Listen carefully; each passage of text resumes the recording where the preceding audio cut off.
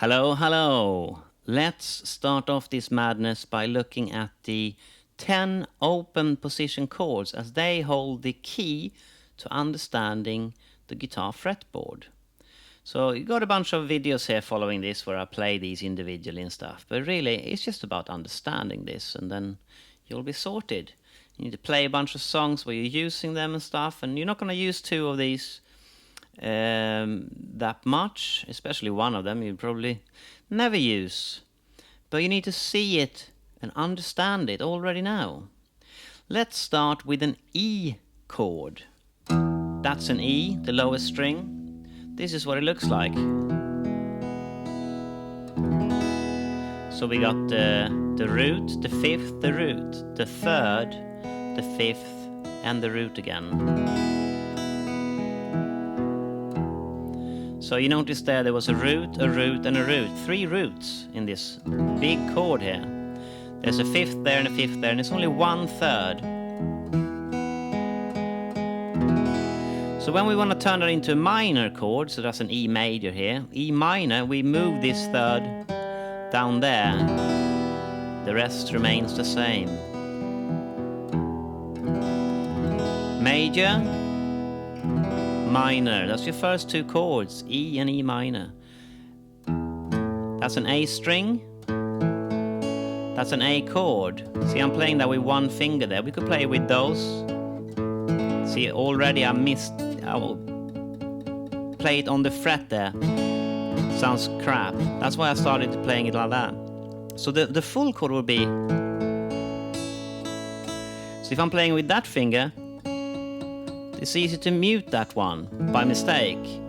But as I said in the introduction video, you don't really want to play all strings from these cage chords. So it's fine to do that as long as you don't hit the top string. You can play it like that. Now it's easier to get all strings open. So depending on the song and stuff, you might want to fret this in different ways. When we play the E chord, it's basically only like that. Maybe the E minor you could play like that, but really, it's that, really. A, you got options here. That's the worst option. Okay, so root, obviously, because it's an A string. Fifth, A again, that's the root again. So same order there as the E shape, or the E chord rather. And then third, again, same order, and then fifth. So it's the same order of intervals here as we had with the E chord, although it's 1 string less. So there's no root at the top.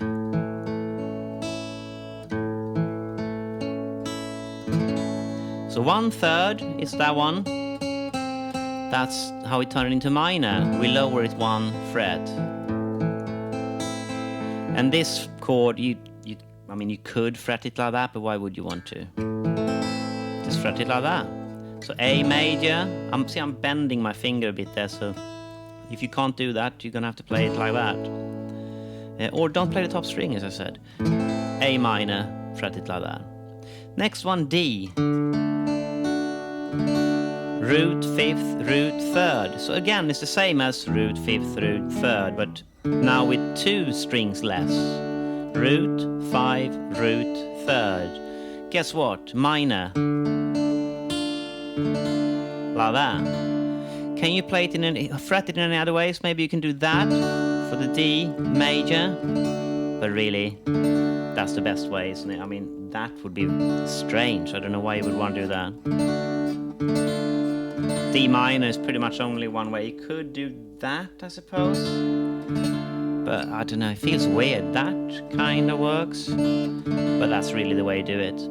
Next one, G. Lots of options here.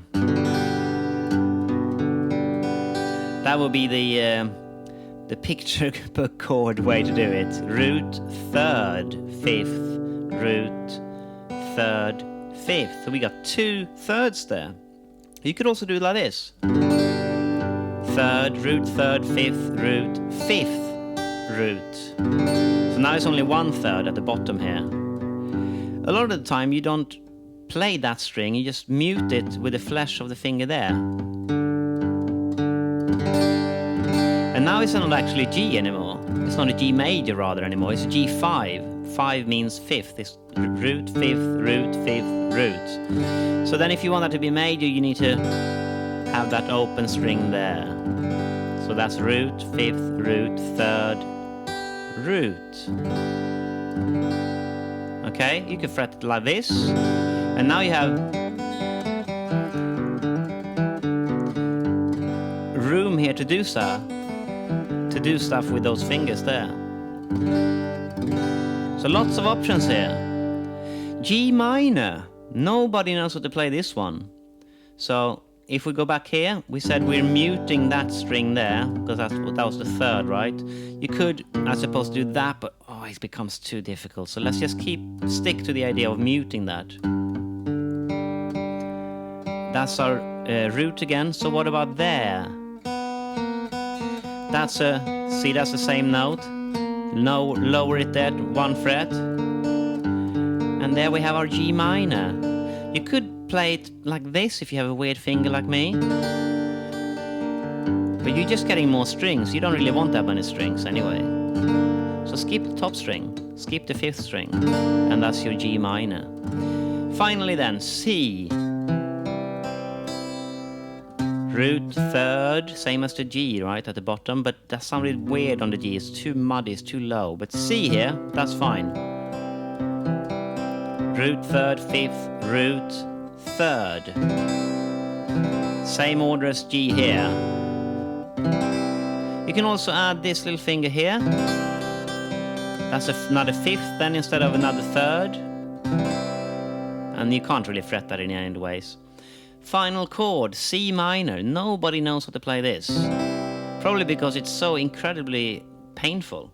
So you lower that 3rd there, you stop playing the top string. I can barely do it, see? So painful. You could skip that note and just go play those 3 strings. If you had this note here as a 9, C minor, add 9. That's quite nice.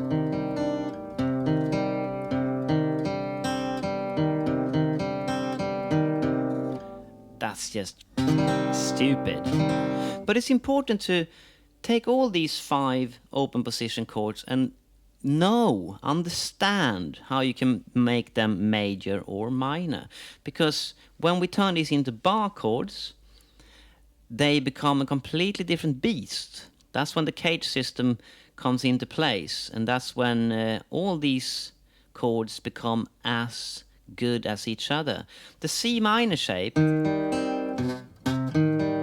see, that's a root, 3rd, 5th, root. So if I play, it's only got 3 notes in it.